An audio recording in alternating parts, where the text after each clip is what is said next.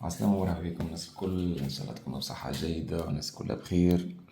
رجعنا لكم بعد غياب طويل برشا، نعرف هذا الالتزامات عائلية فهمني. إن شاء الله نرجعوا قوة بقدرة ربي تو، إن شاء الله نجاوبوا على استفسارات الناس الكل. إن شاء الله نشوفكم من حسن إلى أحسن. اليوم إن شاء الله باش يكون موضوعنا اللي هو رخصة السياقة التونسية، واللي هي حاجة مهمة برشا، سيرتو للناس اللي تخدم لهنا في ألمانيا. خاطر أنا نحكي عن تجربتي مع شتي بلاسي من باوشتيلا لباوشتيلا بالطبيعة بكرهب الخدمة. أنا نخدم على الإلكتريك. معناها لازم يكون عندك رخصة السياقة بالطبيعة، خاطر معظم الشركات في ليدوم في بعض المجالات يطلب عليك البرمي، لازم يكون حاجة موجود. معناها ما تنجمش تتحرك بلاش برمي، خاطر باش تبلاسي من البلاصة هذه للبلاصة هذه. فهمتني؟ باش معناها كل يوم في بلاصة لازم يكون عندك البرمي بتاعك، فهمتني؟ هذاك علاش حاجة مهمة. وحتى الإنسان اللي يخدم معناها عادي، معناها ينقص عليك برشا حاجات اللي ترونسبور وكل شيء، معناها باش تكون عندك كرهبتك وكل شيء، باش تكون فليكسيبل، معناها تتحرك وقت ما تحب وقت كذا، وما عندكش وقت معين. خاطر لهنا باش تاخذ ترونسبور مثلا انت تبدا 7 مثلا، لازمك تفيق من 5 فهمتني، ومن 4:30 مثلا باغ اكزومبل نحكي، فهمتني؟ باش تاخذ ترونسبور وفهمتني، وباش تبدا غادي في الخدمة قبل الوقت، ومعناها برشا حاجات فهمتني. دونك ينقص عليك برشا حكايات، فهمتني؟ ان شاء الله اليوم باش نحكيو على الشروط والوثائق المطلوبة لرخصة السياقة. وفما برشا مراحل، معناها تسلسل نتاع المراحل اللي تتبعوها، فهمتني؟ خاطر فما برشا استفسارات وفما برشا معناها ما عندهمش فكرة كبيرة كيفاش يعملوا كل شيء. ان شاء الله اليوم نفسرلكم في الفيديو هذا اللي تستحقوا الكل ان شاء الله. اول حاجة بالطبيعة قبل كل شيء معناها باش نحكيو على رخصة السياقة التونسية، اللي هي لازم تكون معناها ماهيش منتهية الصلاحية. هذه أول حاجة قبل معناها ما نبدو في المراحل الكل، خاطر حاجة مهمة. وفما وثيقة تاخذوها من الوكالة الفنية في تونس تبع الولاية متاعك، فهمتني ولا؟ اللي انت ما عندكش مشاكل في البريم متاعك، معناها ما عندكش كيف مثلا البتروا مثلا ابدا نظيف، ما فماش مشاكل، ما عندكش دي بوان منحي، ما عندكش كذا متفكش ما كذا، فهمتني؟ ولا في فترة احتفاظ ولا فهمتني؟ هذيك ثم وثيقة تاخذها من الوكالة الفنية، فهمتني؟ باش تجيبها خاطر باش تحققوا لهنا باش يطلبوا عليكم، فهمتني؟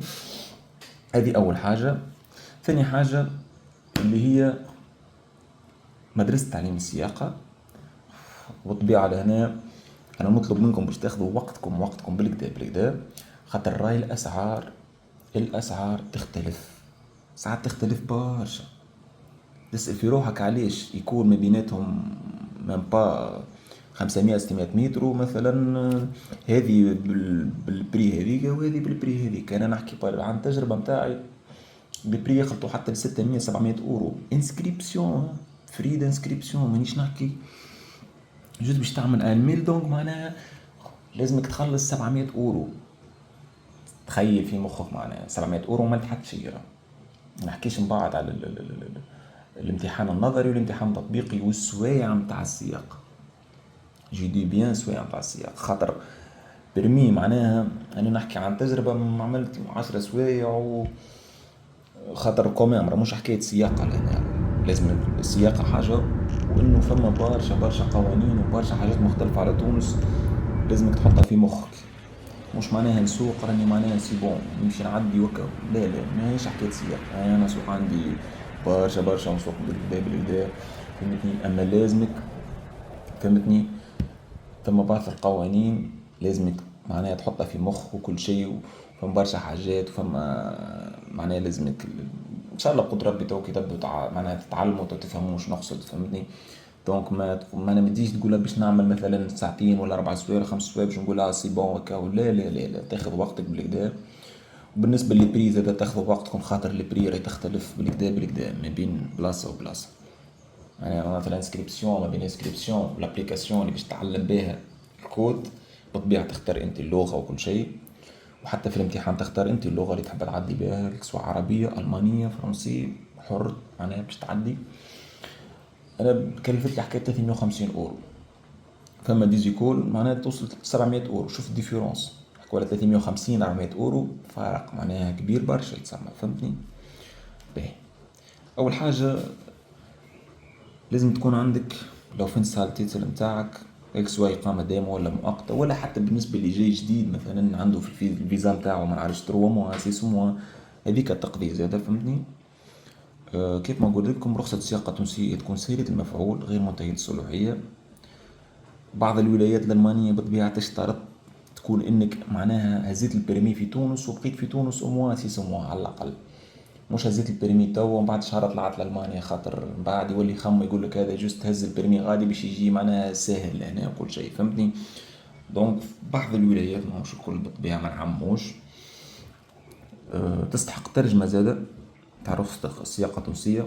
بالطبيعة بالنسبة لي مازال في تونس، راهي رخصة الترجمة في تونس راهم ما يقبلوهاش لهنا في ألمانيا. على السفارة تقبلها إيه، أما لهنا راهم ما يقبلوهاش. أي وثيقة ترجمها في تونس راهي ما تقبلش. بالطبيعة هنا تشوف مترجم محلف ولا لا دي سي بالطبيعة. نسخة من جواز السفر بتاعك ولا الإقامة الألمانية. صورة شخصية بيومترية. نموذج طلب التعديل اللي هو لانتراك أوف أمشرايبونغ، بالطبيعة هذا تحصل عليه من فورشاينشتيل. وبالنسبة لبري تختلف بالطبيعة من ولاية لولاية، تكون معادة بين 50 حتى ل 150 اورو. فما حاجة أخرى، بعد ما تعملوا هذا من كل، أنا ننصحك كيف تبدأ تعرف وقتاش باش تعدي. نحكي على الكوندويت، مش نحكي على الكود. تاخذ رونديفو يا حبذا من قبل بجمعتين 3 حتى 3 جمعات، خاطر هنا لو رونديفو رونديفو ما بين 4 و6 جمعات. دونك والبيرمي اللي يعطوه لك، الورقة الوثيقة اللي يعطوها نهار اللي تهز لك بروفيزوار، راك ما تنجمش تسوق بها هذيك، لازمك تهز البيرمي نتاعك، فهمتني؟ هذاك علاش خذ الرونديفو نتاعك باش ما تكمل تعدي تلقى روحك سيبون ما بين نهارين 3 تمشي تهز البيرمي نتاعك، ما هي اشكاليه، فهمتني؟ هذه نقطه لازمكم تركزوا فيها بالكدا، فهمتني؟ فما حاجه اخرى زاد لازم نقولها لكم، اللي رخصه السياقه التونسيه نهار اللي تمشي تهز البرمي نتاعك او ينحوها لك ديريكت، ما تنجمش تخليها معك، يهزوها ويبعثوها لتونس. هذيك معناها ما تنجمش تخليها عندك نقطة أخرى، مش معناها ما يصيركمش صدمة صغيرة يعني كذا، فهمتني؟ خاطر هذيك القانون ورخصة السياقة الألمانية لازم تشوفها في أي بلاد في العالم، ماهيش إشكالية معناها من غير ما تخمموا في الموضوع هذاك. إن شاء الله نكون وضحت النقاط الكل اللي تستحقوهم، المراحل اللي معناها تنجم تعملوهم، واللي عنده أي استفسار ولا فما حاجة ما ذكرتهاش معناها أنتم عندكم على استفسار خليني في التعليقات، وأنا إن شاء الله باش نجاوبكم. وإن شاء الله نخلي اللين تاع الانستغرام تاعي في الفيديو إن شاء الله، واللي عنده أي استفسار يبعثلي حتى بإيميلهم حتى إشكالية، إن شاء الله نجاوبكم ونعاونوا بعضنا إن شاء الله بالتوفيق. ان شاء الله الناس كلها تسبرمي تاعها على الاول، خاطر السبرمي تاعو على الاول راي ساكوت شير هنا في المانيا. ما تنسوش الاعجاب بالفيديو والاشتراك في القناة لما تزيد التشجيع والمحتوى المفيد، وان شاء الله ربي يوفقكم والناس الكل. بسلامة.